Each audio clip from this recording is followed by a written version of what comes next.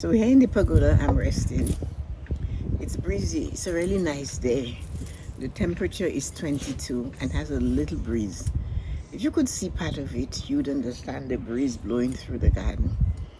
And there I am sitting in the pagoda, enjoying the breeze. And I'm looking at life from this point of view.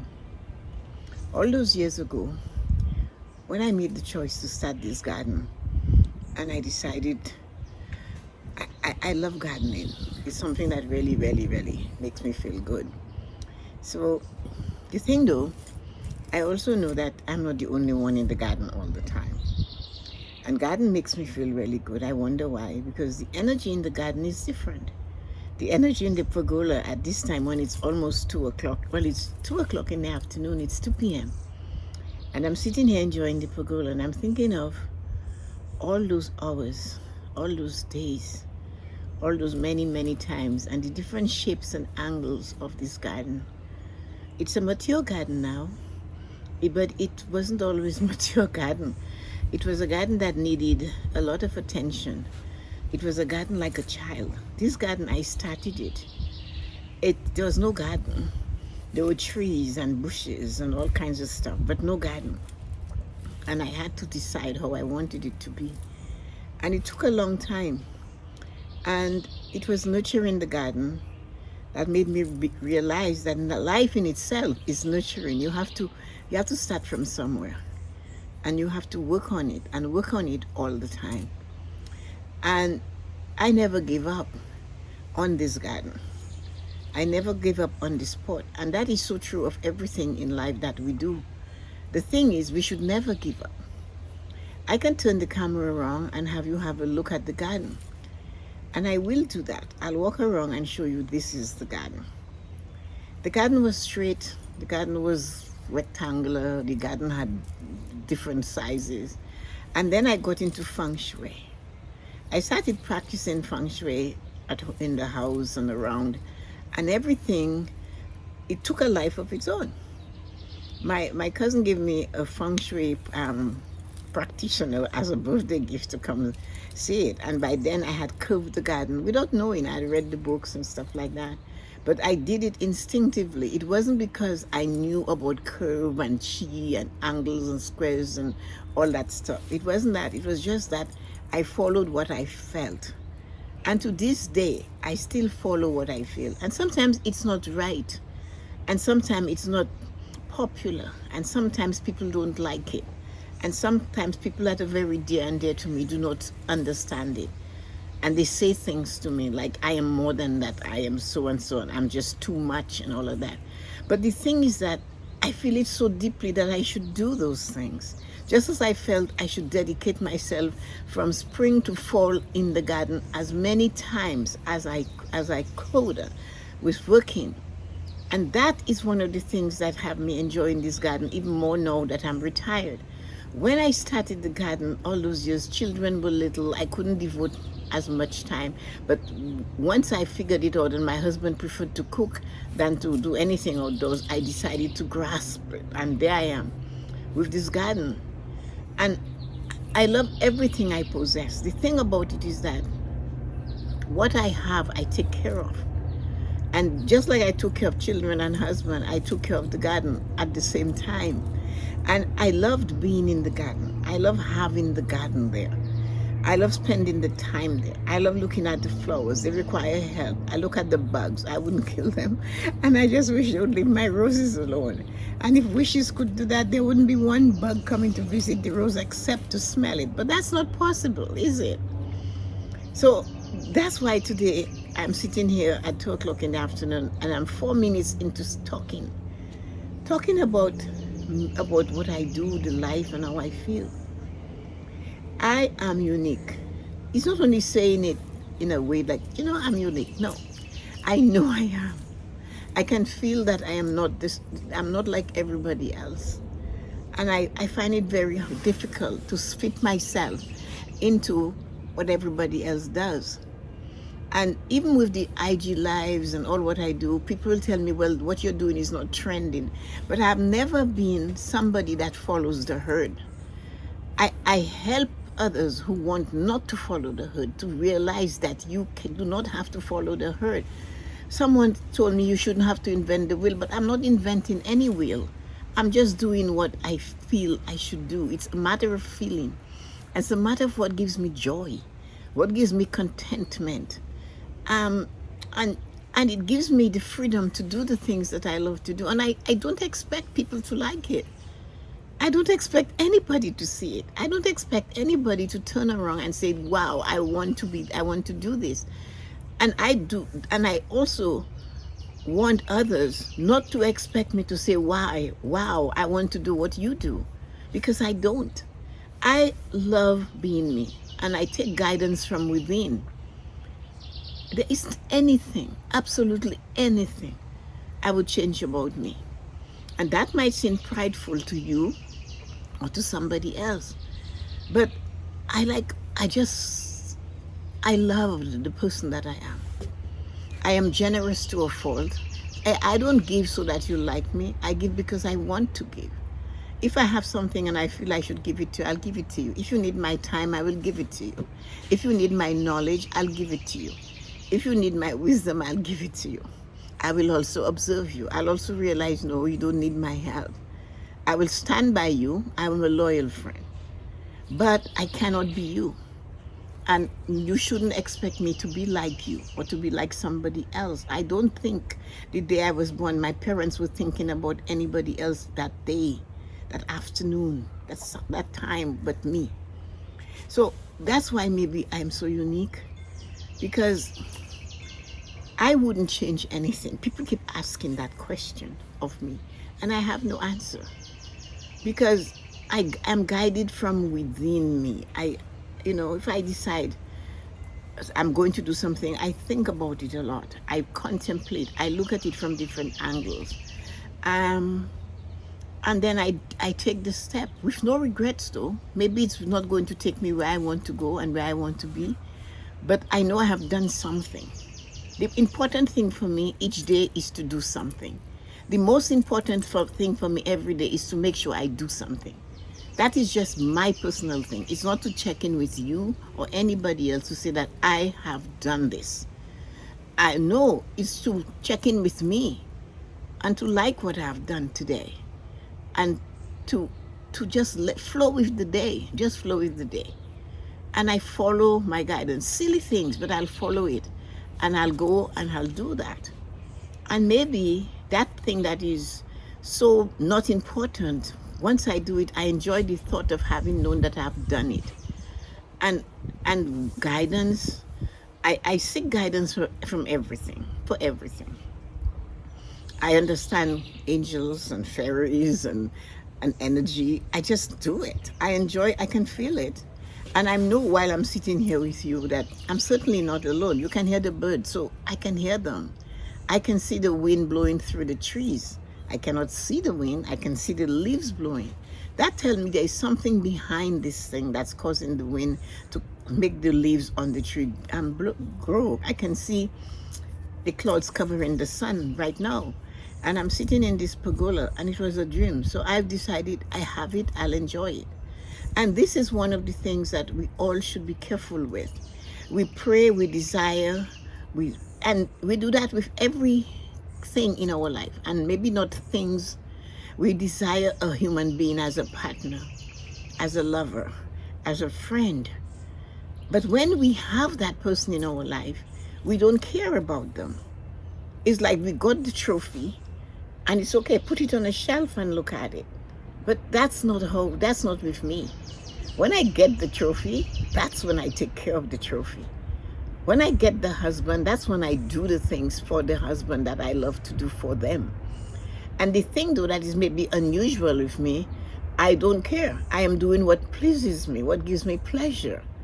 And that means you want a husband, you want this, you want a car, take care of it.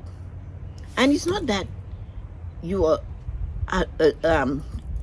like favoring it or pride or adoring the car or adoring your husband. It's not that. It's not yours. It's not in your possession. What you desire has manifested. So why not take care of it? When you didn't have it, you wanted it so much, And now you have it, you do not care about it. You got a home, you wanted to buy a house, but it's not only the house you bought, it's the land. So that means you have to take care of the surroundings of your house, the garden, the outside, the lawn, keeping it clean because you wanted it. Why would you work so hard, pay so much for something and do not put the effort? Even if you don't know, you can try.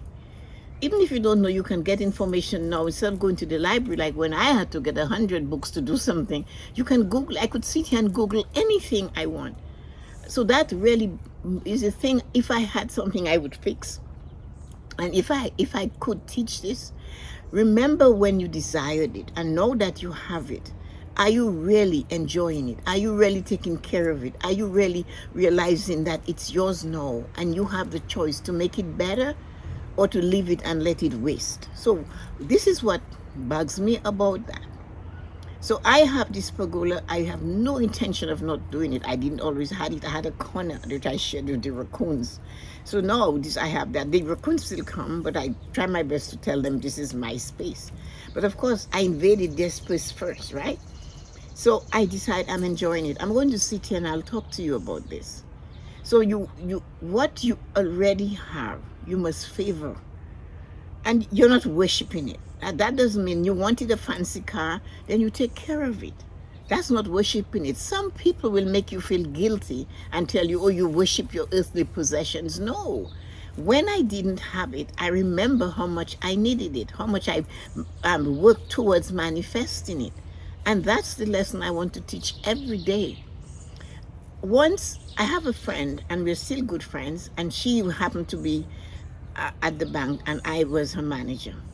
And one day I was having some challenging situation with an employee that I had to work with to get her on board and, the usual stuff. She came into my office and she had both her arms, her like this, on the desk. And she asked me, she said to me, don't you just hate your job?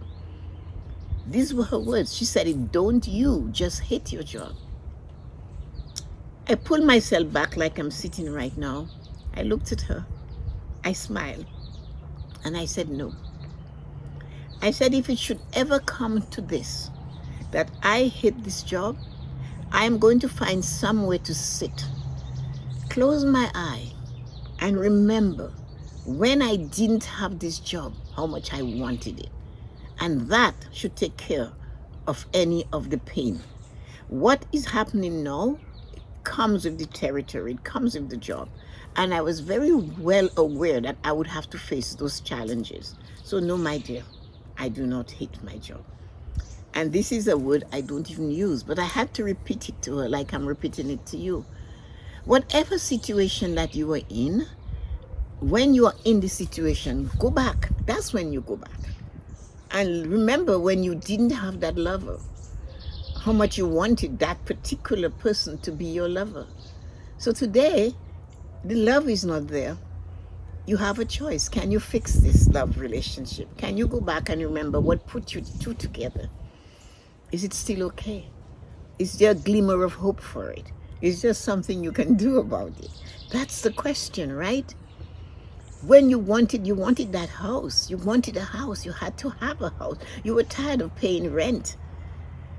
Did you realize you had to upkeep it? That it required 7-Eleven? It's like a baby. You have a garden. It's like a baby. I have those memories and I learned from them. But I remembered, for example, now I'm retired. My friends sometimes tell me, aren't you bored? And I have never in my life experienced boredom. And one of the reasons why, I'm sure, is because I have such an active imagination. I can sit here and I can see a castle. And I can enter that castle and move around and talk about it with you. You can give me a word, one word, and I can write paragraphs about it. But I trained, that didn't just happen. I trained myself to do that. So I remember those days when I had to go to work in the winter. And it is snowing hard. I woke up to the snow. I had to get organized and get out there and make a path to get to the garage up from the back door, side door, and get out into the driveway to go to work. snow falling, slip and sliding, driving for myself and driving for everybody else who think it's summer. And I would have stood up in that window and look at outside at the snow falling. And I would always say to myself, I wish one day I would be able to watch the snow falling from inside and know that I do not have to go driving in it to go to work. That I could look at it, smile, make a cup of tea or coffee, and go put on a fire. Well, guess what? When I retired, I had that opportunity. And this is why when you see me in the winter, I have every time it's cold during the winter months, I have a fire going. That's why. Because that was something I manifested. I wanted to be retired and to have a fire any day in the winter. So now I'm retired. I can have a fire any day in the winter.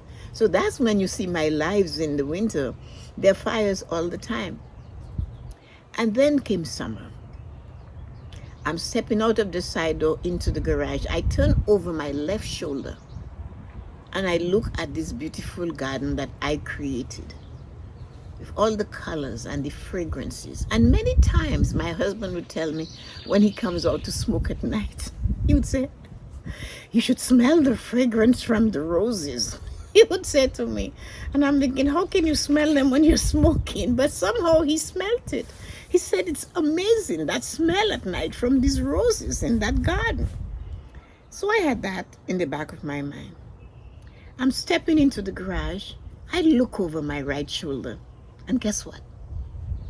I say, one of these days it would be so nice if I could just sit in my garden all day. Guess what? I retired, and that's why every opportunity I get to be in this garden, you will see me doing lives, doing shots, whatever I have to do. I get out there to do it. And that's what I do all the time.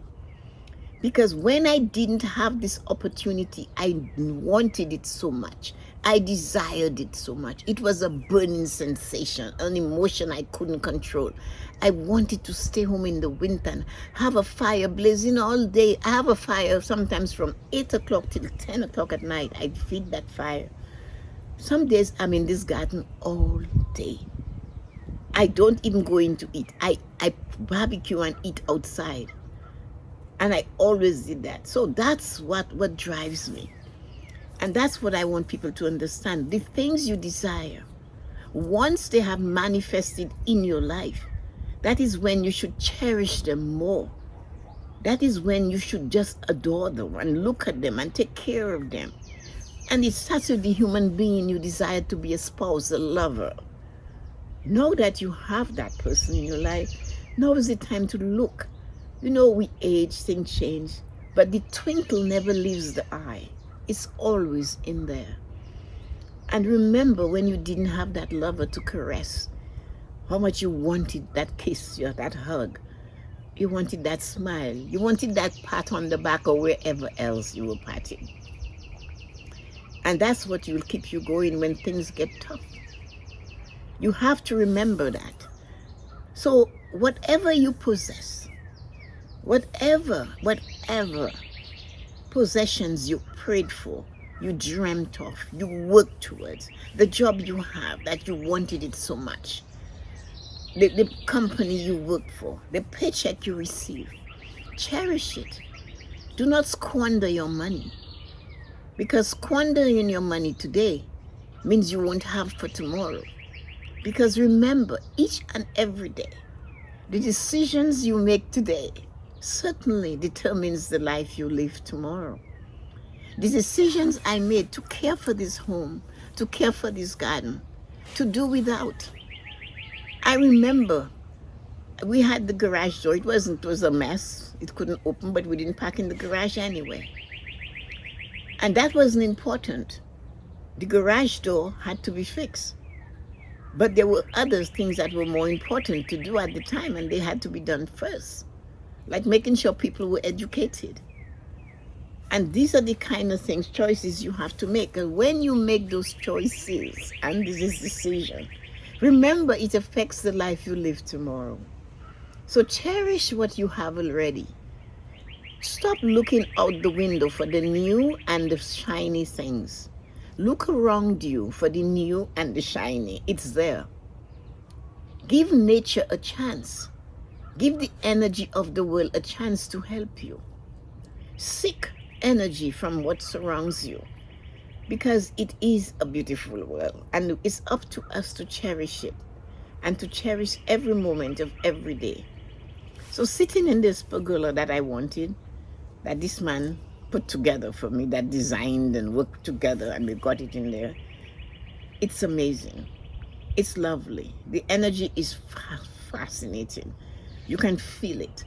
And that's what it matters. And beauty is all around us. That's what matters. It's what it is you want. And remember, if you desire it so badly, when you get it, for heaven's sake, please enjoy it and cherish it. Because you remember it. How can you get more? You're asking for more. And you're asking for bigger. How can you get all of that if you do not take care of what you already have? Answer that question. You want more? You want bigger? You want better? You want shinier? You want more exquisite? You need more expensive? But you're not taking care of what you already have. How can you make room? You're not cherishing now, but you're looking out the window for tomorrow. So stay in the moment, enjoy where you are, realize you're privileged to have all you possess, whether it's a human being in your life, the air you breathe, the food you eat, the toys you have accumulated, the home you live in, the area you live in. When last were you grateful for the very breath of life itself? Love you. I hope this touches a heart, a soul, a mind somewhere. And if you want to get more about this, you can join me. My name is Tessa-Marie, and sometimes I just muse. And this is a few moments of musing in the pergola. Have fun. Bye-bye.